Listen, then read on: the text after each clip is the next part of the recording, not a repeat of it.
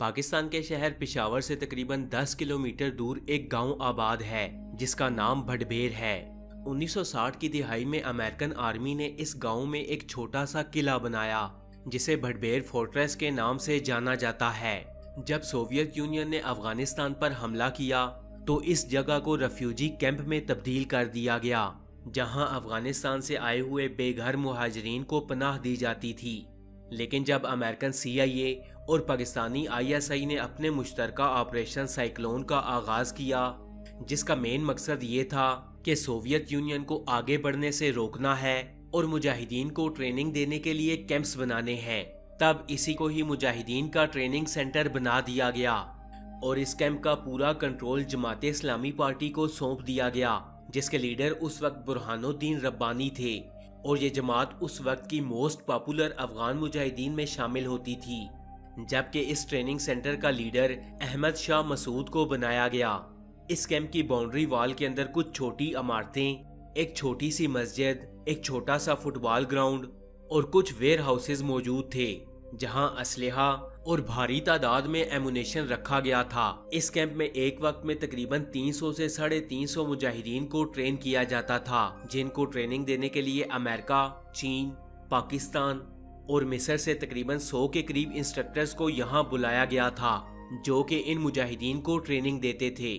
اسی دوران اس جگہ کو جنگی قیدیوں کے لیے جیل کے طور پر بھی استعمال کیا جاتا رہا جہاں افغانستان سے پکڑے گئے افغان فورسز اور سوویت فورسز کے سولجرز یہاں لائے جاتے تھے۔ 1980 کی دہائی میں یہاں 12 سوویت ٹروپس اور تقریباً 50 افغان سولجرز جنگی قیدی کے طور پر یہاں قید کیے گئے تھے، لیکن انہیں خفیہ طور پر یہاں لایا گیا تھا۔ خفیہ طور پر اس لیے کہ اگر اس کی ذرا سی بھی بھنک دنیا کو لگ جاتی تو CIA اور ISI کی اس جنگ میں انوالومنٹ دنیا کے سامنے آ جاتی تو عالمی دنیا کی طرف سے سوالات اٹھتے۔ سوویت انٹیلیجنس ایجنسی KGB جانتی تھی کہ ان کے فوجی پکڑے جا چکے ہیں، لیکن وہ یہ نہیں جانتے تھے کہ ان سولجرز کو رکھا کہاں گیا ہے۔ بھٹبیر کیمپ ظاہری طور پر افغان ریفیوجیز کے لیے تھا، لیکن کوئی سوچ بھی نہیں سکتا تھا کہ ایکچوئل میں یہ مجاہدین کا ٹریننگ سینٹر اور سوویت یونین کے سولجرز کے لیے اسپیشل جیل بنائی گئی ہے۔ ان نئے لائے گئے جنگی قیدیوں میں ایک رشین سولجر وکٹر تھا جس نے اس قید میں آتے ہی یہاں سے بھاگنے کا اسکیپ پلان بنانا شروع کر دیا۔ وکٹر نے اس جیل سے نکلنے کے لیے بہت سے پلان بنائے جس کے بعد یہ اس نتیجے پر پہنچا کہ یہ اکیلا اس جیل سے باہر نہیں نکل سکتا اور اس کے لیے اسے ساتھیوں کی ضرورت تھی، اور ساتھ ہی اسے اس پورے ایریے کا جائزہ بھی لینا تھا تاکہ یہ جان سکے کہ یہاں سے باہر نکل کر کس طرف جانا ہے۔ اس نے آہستہ آہستہ تمام قیدیوں کو جیل توڑ کر بھاگنے کے لیے راضی کر لیا۔ وکٹر کے سیکنڈ ان کمانڈ آفیسر کا نام نکول آئی تھا جو پچھلے 3 سال سے اس جیل میں موجود تھا اور یہ یہاں کے مجاہدین گارڈ سے کافی فرینک بھی ہو چکا تھا۔ وکٹر نے یہاں سے بھاگنے کا جو فائنل پلان بنایا، اس کے مطابق اس پلان کا پہلا حصہ یہ تھا کہ کسی طرح یہاں موجود تمام گارڈز کی مکمل سیکیورٹی اور یہاں موجود تمام رستوں کا جائزہ لیا جائے تاکہ باہر نکلنے کا راستہ بن سکے۔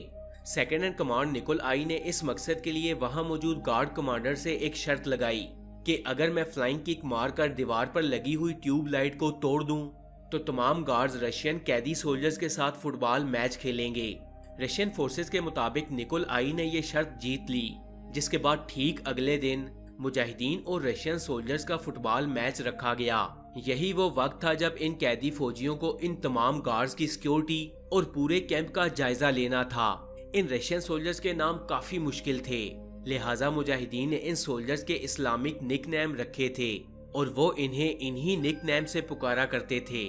ان مجاہدین نے نکولائی کا نام عبد الرحمن رکھا تھا۔ اگلے دن فٹ بال میچ شروع ہوا اور ان قیدی سولجرز نے اس کیمپ پر معمور سیکیورٹی پر کھڑے تمام گارڈز کی پوزیشنز کو نوٹ کر لیا۔ وکٹر یہ جانتا تھا کہ مجاہدین مغرب کی نماز گراؤنڈ میں باجماعت ادا کرتے ہیں اور اس وقت سیکیورٹی تمام دن کی نسبت کافی کم ہوتی ہے۔ یہی وہ 15 منٹ ہوتے ہیں جب رشین سولجرز کچھ نہ کچھ کر سکتے ہیں، لہٰذا وکٹر اس پلان کو حتمی شکل دینے کی کوشش میں لگ گیا۔ وکٹر کے پلان کے مطابق انہوں نے سب سے پہلے ایمونیشن ویئر ہاؤسز پر قبضہ کرنا تھا تاکہ ان کو اسلحہ مل سکے اور تمام دھماکہ خیز مواد ان کے قبضے میں چلا جائے۔ اس کے بعد انہوں نے دھماکہ خیز مواد لے کر اس پورے کیمپ کے مین گیٹ پر اٹیک کرنا تھا اور یہاں سے بھاگ جانا تھا۔ پلان بی یہ تھا کہ اگر ایمونیشن ویئر ہاؤسز پر قبضہ نہیں ہوتا تو اس کیمپ کے ریڈیو ٹاور سٹیشن پر قبضہ کر کے سوویت ایمبیسی یا سوویت آرمی سے رابطہ کیا جائے گا تاکہ انہیں بتایا جائے کہ ہمیں پاکستان میں موجود اس مقام پر قیدی بنایا گیا ہے۔ شام کے وقت ایک گارڈ جب قیدیوں کے لیے کھانا لے کر آیا تو ایک قیدی نے اس گارڈ کو دبوچ کر اسے قتل کر دیا۔ اس نے باقی رومز کی چابیاں گارڈ کی جیب سے نکالیں اور باقی ساتھیوں کو بھی آزاد کر دیا۔ اس کے بعد ان تمام رشین سولجرز نے ایمونیشن ویئر ہاؤس پر قبضہ کر لیا اور ہیوی مشین گنز، رائفلز اور مارٹر گولوں سے اپنے آپ کو فلی لوڈ کر لیا۔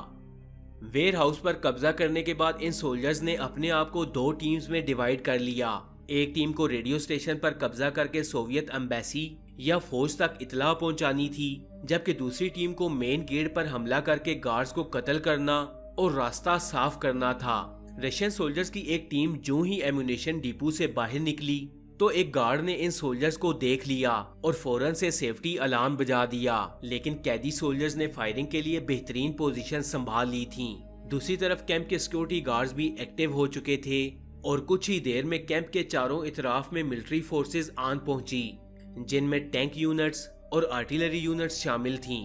اس پورے قلعے کے چاروں اطراف کو سیز کر دیا گیا تھا، لیکن رشین سولجرز کے پاس اچھا خاصا اسلحہ اور بارودی مواد بھی کسی خطرے سے کم نہیں تھا۔ اسی دوران مجاہدین کے سربراہ برہان الدین ربانی بھی یہاں آن پہنچے۔ انہوں نے رشین سولجرز سے بات کی کہ اگر آپ سرنڈر کر دیں تو آپ کو قتل نہیں کیا جائے گا اور ہم وعدہ کرتے ہیں کہ کچھ ہی عرصے کے بعد ہم خود آپ کو آزاد کر دیں گے۔ لیکن ان سولجرز نے یہ ڈیمانڈ کی کہ ہمارا رابطہ سوویت فوج، سوویت ایمبیسی یا یونائٹڈ نیشن سے کروایا جائے۔ اب ظاہر ہے کہ پاکستان ان سولجرز کی یہ ڈیمانڈ کیسے پوری کر سکتا تھا۔ اگر یہ ڈیمانڈ پوری کرتا تو اس کا مطلب یہ تھا کہ پاکستان پوری دنیا کو چیخ چیخ کر بتا رہا ہے کہ پاکستان رشین افغان وار میں انوالو ہے، اور اس کے بعد کیا نتائج نکلتے یہ آپ اچھی طرح جانتے ہیں۔ پاکستان کی طرف سے یہ ڈیمانڈ ماننے سے صاف انکار کر دیا گیا۔ جو ہی سورج غروب ہوا اور اندھیرا پڑا تو رشین سولجرز نے اندھا دھند فائرنگ شروع کر دی، جس کا جواب بھی رشین سولجرز کو ملتا رہا۔ لیکن ان قیدی فوجیوں کے پاس پورا ایک ایمونیشن ویئر ہاؤس تھا، تو مقابلہ انتہائی سخت رہا۔ اس فائرنگ میں پوری رات گزر گئی۔ اگلے روز صبح سویرے اس پوری جھڑپ کو ختم کرنے کے لیے اس قلعے کے پاس موجود ٹینکس کا استعمال کیا گیا۔ ایک گولہ اس ایمونیشن ڈیپو پر گرا اور ایک زوردار دھماکہ ہوا۔ اس دھماکے سے پورے کا پورا قلعہ تباہ ہو گیا۔ اس ایمونیشن ویئر ہاؤس میں تقریباً 20 لاکھ کے قریب چھوٹے راکٹس بھی موجود تھے، جو دھماکہ ہوتے ہی پھٹے اور 5 سے 8 کلومیٹر دور جا کر گرتے رہے۔ اس دھماکے میں پورے کا پورا قلعہ راکھ کا ڈھیر بن گیا۔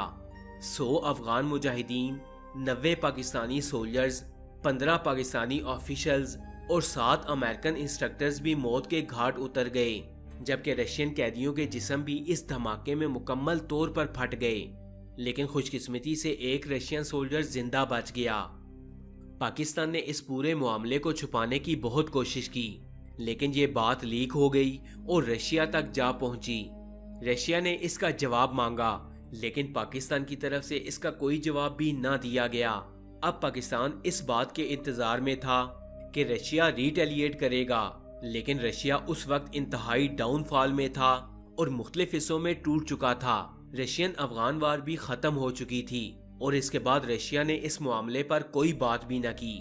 لیکن 1992 میں پاکستان نے رشیا کو خود پوری صورتحال سے آگاہ کر دیا، جس پر رشیا نے اپنے سولجرز کی یاد میں ایک مووی بنائی جس کا نام رکھا گیا تھا فورٹریس بڈبیر۔ تو فرینڈز، آپ کو یہ ویڈیو کیسی لگی؟ کمنٹس باکس میں اپنی قیمتی رائے کا اظہار ضرور کیجیے گا۔ ایسی اور انفارمیٹیو ویڈیوز دیکھنے کے لیے سٹوری فیکٹس چینل کو سبسکرائب کر لیں اور ساتھ میں لگے بیل آئیکن کو بھی پریس کریں تاکہ مزید آنے والی ایسی انفارمیٹیو ویڈیوز کا نوٹیفیکیشن آپ کو مل سکے۔ میں ملوں گا آپ سے اگلی ویڈیو میں، تب تک کے لیے اللہ حافظ۔